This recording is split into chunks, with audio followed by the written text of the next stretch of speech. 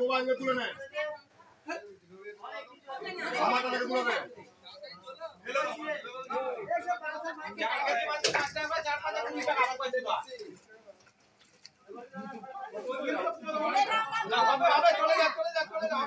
আজকে কিছু আমারই হয়েছে নাকি মানে আমার 100 টাকা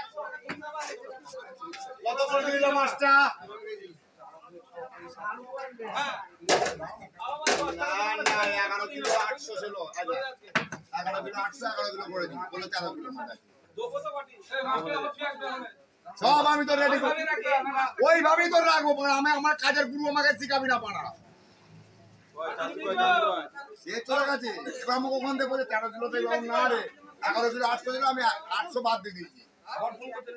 হ্যাঁ এই শঙ্কর দা তো আমার